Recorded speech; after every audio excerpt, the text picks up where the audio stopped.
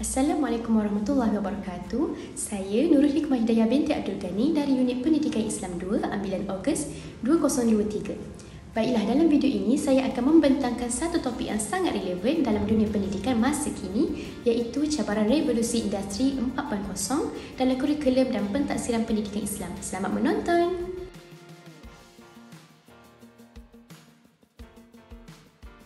Sebelum saya pergi lebih jauh kepada isu utama, saya akan mulakan dengan sedikit pengenalan untuk memberikan gambaran yang lebih jelas tentang konteks pembentangan ini.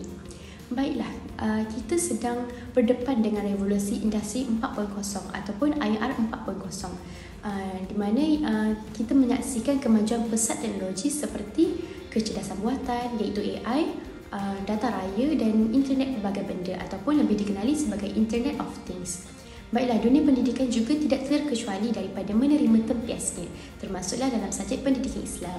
Dalam konteks ini, pengintegrasian teknologi dalam PDP bukan lagi satu pilihan, bahkan sudah menjadi satu keperluan. Ini penting bagi memastikan pengajaran bukan sahaja kekal relevan dan interaktif, tetapi juga dapat membentuk pelajar yang bukan sahaja berilmu dan berakhlak, malah celik digital. Jadi, melalui pembentangan ini, saya akan mengetengahkan beberapa cabaran utama dalam kurikulum dan pentaksiran pendidikan Islam dalam era 4.0 serta mencadangkan penyelesaian yang bersifat membina dan praktikal. Baiklah, mari kita teruskan dengan isu berkaitan akses teknologi dalam pelaksanaan pentaksiran bilik darjah ataupun ringkasnya PBD. Baru-baru ini, sebuah artikel dalam berita harian online telah menekankan bagaimana celik teknologi dan akses kepada internet memainkan peranan penting dalam menjayakan pembelajaran digital.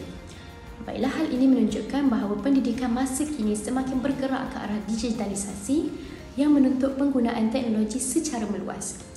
Kalau dilihat di peringkat sekolah rendah sendiri, murid-murid telah mula menggunakan pelbagai bentuk teknologi digital sebagai medium pembelajaran baharu. Transformasi ini turut merangkumi penggunaan e-pembelajaran, peranti digital dan sambungan internet yang membuka peluang kepada PDP yang lebih interaktif dan fleksibel. Namun begitu, satu cabaran besar yang perlu diberi perhatian iaitu jurang digital.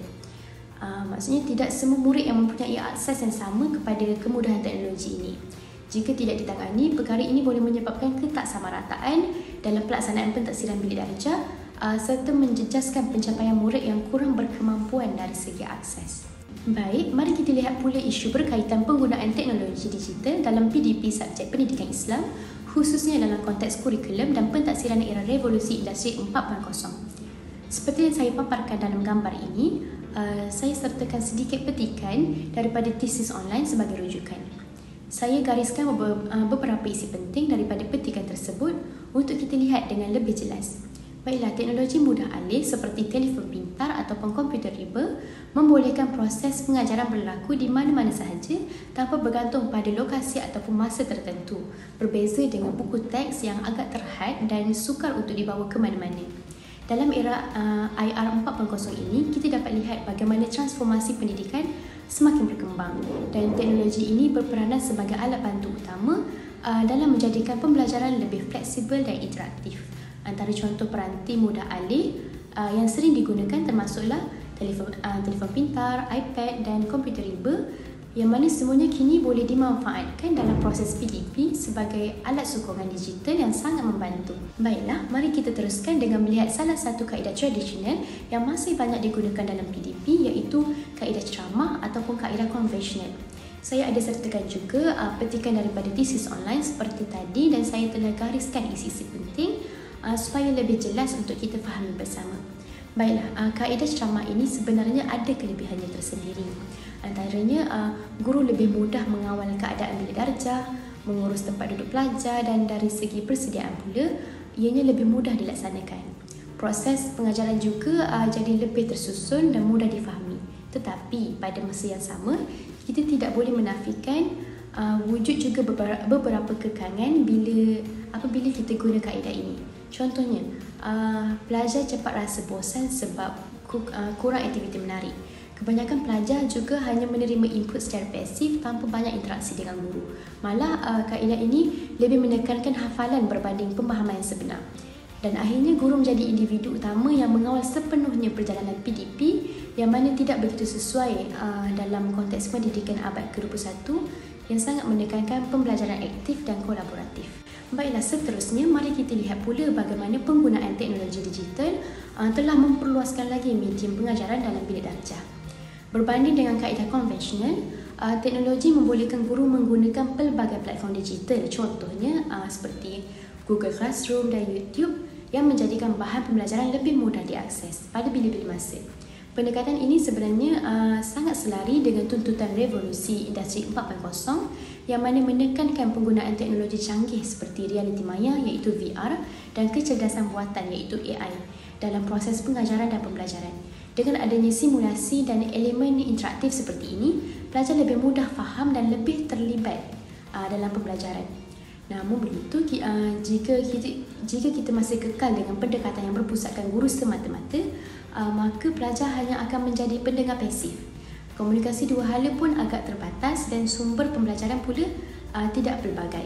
Contohnya, penggunaan nota bertulis tanpa disokong dengan media, visual ataupun elemen interaktif boleh menjadikan pembelajaran kurang menarik dan pelajar pun kurang bermotivasi.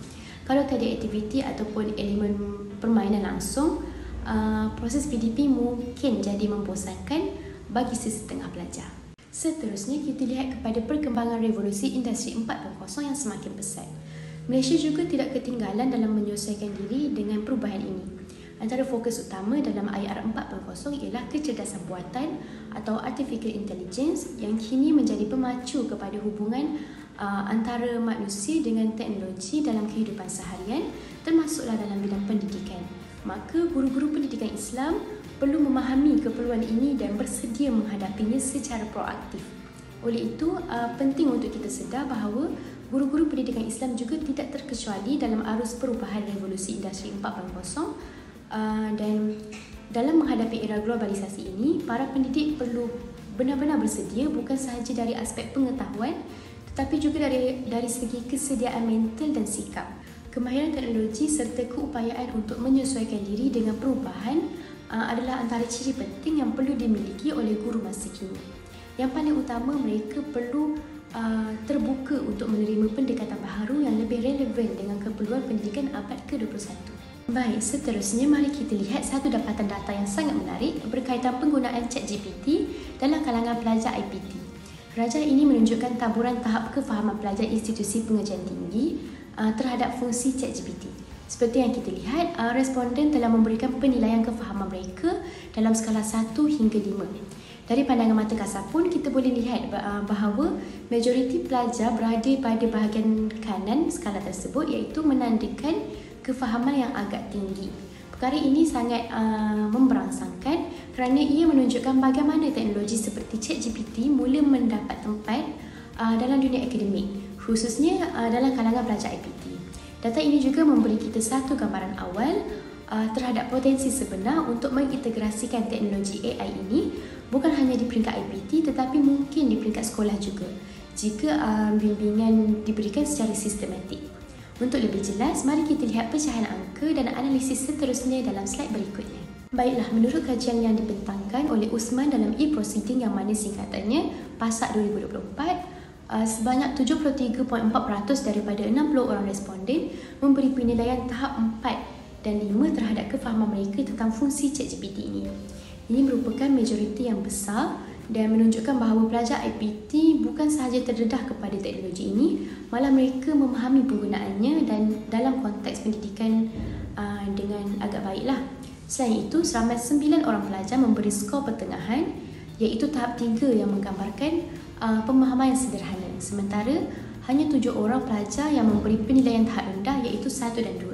Jadi daripada keseluruhan dapatan ini, kita dapat simpulkan bahawa jurang pemahaman pelajar terhadap ChatGPT adalah kecil dan kebanyakan mereka sudah pencelik teknologi.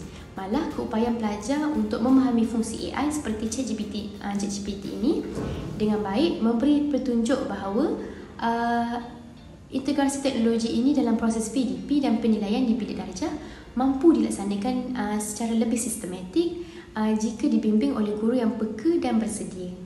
Seterusnya, mari kita telusuri satu lagi dapatan penting daripada kajian yang telah dijalankan, iaitu berkaitan dengan peluang pembelajaran hasil daripada penggunaan ChatGPT. Baiklah, rajah ini menunjukkan pelbagai manfaat yang dinyatakan sendiri oleh para pelajar IPT selepas mereka menggunakan ChatGPT dalam proses pembelajaran. Kita boleh lihat di sini, manfaat-manfaat ini agak pelbagai, merangkumi kemudahan menjawab soalan, pencarian maklumat yang lebih efisien, hinggalah kepada sokongan dalam menyelesaikan tugasan dan memahami teks. Daripada dapatan visual ini pun, kita sudah dapat jangka bahawa pelajar bukan sekadar tahu cara menggunakan ChatGPT, malah mereka juga sudah mula meneroka fungsinya dalam pelbagai urusan akademik. Namun untuk mendapatkan gambaran yang lebih jelas dan lebih terperinci, jom kita pergi pada slide seterusnya. Daripada kajian yang sama, pelajar IPT telah ditanya tentang bagaimana ChatGPT membantu mereka dalam pembelajaran. Yang menariknya, seramai 19 orang pelajar iaitu 32.2% menyatakan bahawa ChatGPT amat membantu mereka mendapatkan jawapan dengan lebih pantas, di mana ianya sangat berguna terutama ketika mereka menghadapi kekangan masa. Kemudian, 15 orang pelajar menyebut bahawa ChatGPT mempercepatkan proses pencarian maklumat dan jumlah yang sama juga iaitu seramai 15 orang pelajar mengatakan ia membantu dalam menyiapkan tugasan ataupun menjalankan kajian. Namun begitu, hanya 8 orang pelajar atau sekitar 13.6% yang mengatakan ChatGPT membantu mereka memahami teks hadis. Ini menunjukkan bahawa aplikasi ini mungkin belum dimanfaatkan sepenuhnya dalam konteks pembelajaran berbentuk keagamaan. Kemungkinan ini berlaku kerana masih ramai pelajar yang belum betul-betul tahu bagaimana nak manfaatkan sepenuhnya fungsi ChatGPT dalam bidang seperti hadis ataupun fiqh. Yang menariknya, menurut Nur Raha pada tahun 2023, ChatGPT sebenarnya mampu memberi cadangan berkaitan dengan hukum hakam, tafsiran ayat, hadis serta pandangan ulama yang secara langsung boleh menyokong proses pemahaman pelajar terhadap ilmu Islam. Apa yang pasti, ramai pelajar hari ini sama ada di sekolah ataupun universiti sudah mula menggunakan ChatGPT sebagai alat bantu utama dalam menyiapkan tugasan. Walaupun kadang-kadang maklumatnya yang diberi tidaklah semestinya 100% tepat, namun dengan panduan dan semakan yang betul, ia tetap menjadi platform yang sangat berguna. Jadi, kita boleh simpulkan bahawa ChatGPT bukan sahaja membantu dari sudut kecepatan, tetapi juga membuka peluang kepada pelajar untuk belajar dengan lebih luas, asalkan mereka tahu bagaimana untuk menggunakannya dengan bijak. Baiklah, seterusnya mari kita lihat pula beberapa cabaran utama yang dihadapi dalam usaha mengintegrasikan revolusi industri 4.0 dalam kurikulum dan pentaksiran pendidikan Islam. Kita mulakan dahulu dengan cabaran yang dihadapi oleh murid. Baiklah, salah satu cabaran besar ialah pengaruh media sosial. Meskipun ia menjadi satu sumber maklumat yang cepat dan meluas, namun kita tidak dapat nafikan bahawa ia juga menjadi ruang penyebaran fahaman yang menyimpang dan ajaran sesat. Contohnya, dalam akaun TikTok yang sengaja memanipulasi hukum hakam Islam demi tontonan dan like yang banyak. Selain itu, pendedahan kepada budaya luar melalui teknologi juga memberi kesan terhadap pemeliharaan nilai murni dalam Islam. Contohnya, interaksi bebas dalam platform seperti Telegram dan Discord boleh menyebabkan pergaulan tanpa batas. Cabaran lain pula ialah kekurangan motivasi serta pengawasan dalam pembelajaran dalam talian. Kita boleh lihat sendiri semasa tempoh PDPR, ramai murid tidak menyertai kelas atas pelbagai sebab, termasuklah kekangan disiplin diri sendiri. Dan yang terakhir ialah kegagalan dalam penggunaan teknologi. Masih ramai murid yang tiada akses kepada peranti ataupun sambungan internet yang stabil, lebih-lebih lagi di kawasan luar bandar. Ini menyebabkan mereka ketinggalan daripada aktiviti seperti kuis interaktif secara atas talian. Baiklah, setelah berbincang tentang cabaran yang dihadapi oleh murid, sekarang kita lihat pula apa yang dihadapi oleh guru-guru. Salah satu isu utama ialah kekurangan bahan rujukan berbentuk digital ataupun teknologi yang sesuai untuk subjek pendidikan Islam berbanding subjek-subjek lain seperti sains ataupun matematik. Subjek pendidikan Islam ini agak sukar untuk cari modul digital seperti simulasi ibadah haji dalam bentuk VR yang boleh digunakan secara terus dalam PDPC.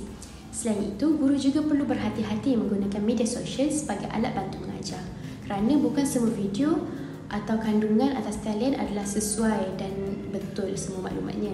Jadi perlu tapis betul-betul supaya tidak bercanggah dengan ajaran Islam. IR 4.0 juga menekankan pengajaran berasaskan kemahiran ataupun PAK21. Guru perlu bantu murid kuasai kemahiran seperti pemikiran kritis dan kolaborasi. Namun, jika nak menilai kemahiran sebegini bukan mudah jika masih menggunakan kaedah pentaksiran tradisional. Akhir sekali, dari segi teknikal, tidak semua guru mahir dengan alat-alat digital. Ada juga guru yang agak sukar untuk kuasai platform seperti Google Classroom ataupun Canva, terutamanya guru-guru yang sudah lama dalam bidang pendidikan ini.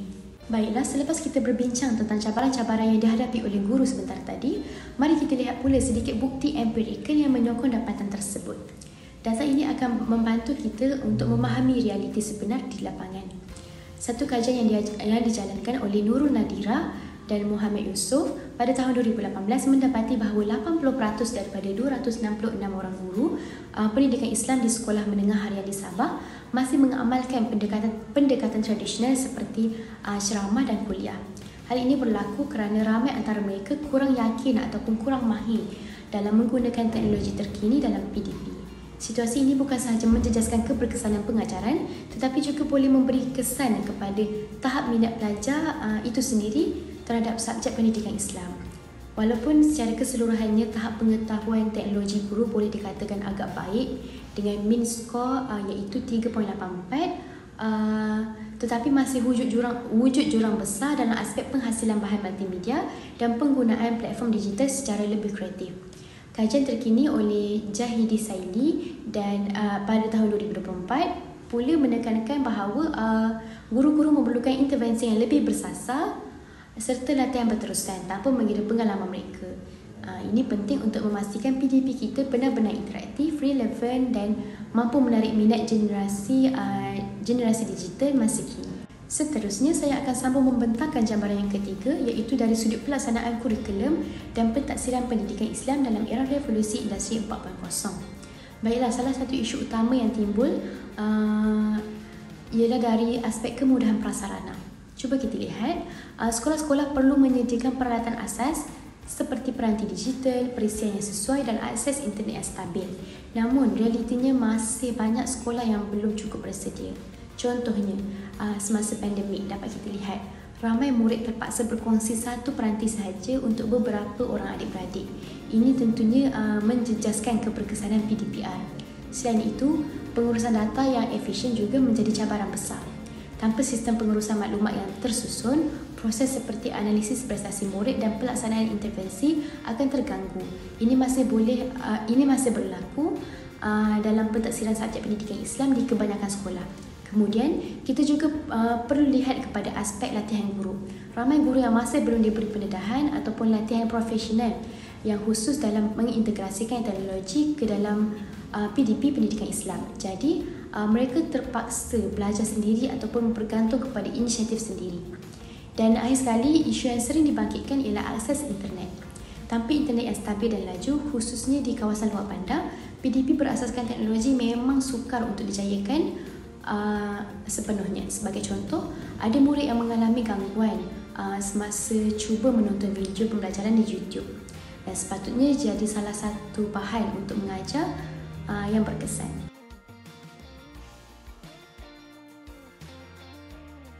Baiklah, selepas kita meneliti cabaran-cabaran tadi, mari kita lihat pula beberapa inisiatif strategik yang boleh dilaksanakan untuk mengatasi cabaran integrasi IR 4.0 dalam pendidikan Islam. Yang pertama ialah memupuk literasi digital dalam kalangan murid. Kita tidak boleh beranggapan bahawa murid akan terus mahir menggunakan teknologi tanpa pendedahan awal. Jadi, mereka perlu dibimbing dengan kemahiran asas digital dan juga nilai etika ketika berinteraksi secara dalam talian. Contohnya, kita boleh memulakan dengan modul Digital Islamic Learners di sekolah rendah. Contohnya dalam modul ini, murid belajar menggunakan aplikasi seperti Kahoot, Quizizz dan Canva untuk ulang kaji tajuk-tajuk dalam sirah ataupun akhlak. Bukan sahaja menarik, tapi ia juga mampu memupuk keyakinan murid untuk belajar secara berdikari dalam dunia digital. Seterusnya, kita beralih kepada peranan guru dalam memastikan kejayaan integrasi teknologi ini. Baiklah, guru sememangnya memainkan peranan yang sangat penting.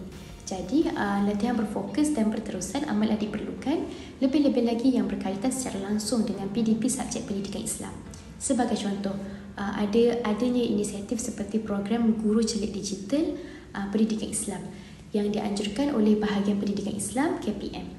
Melalui program ini, guru didedahkan dengan platform seperti Padlet, Edpuzzle dan Canva untuk membina bahan PDP seperti Pertemindah Sirah ataupun video akidah yang ringkas tetapi menarik. Secara tidak langsung, ia bukan sahaja bantu untuk meningkatkan kreativiti guru tetapi juga memperkasakan kemahiran digital mereka. Akhir sekali, kita lihat pula kepada aspek penyediaan prasarana ICT yang menyeluruh. Untuk menjayakan pendidikan berasaskan teknologi, kita memerlukan sokongan infrastruktur yang mantap.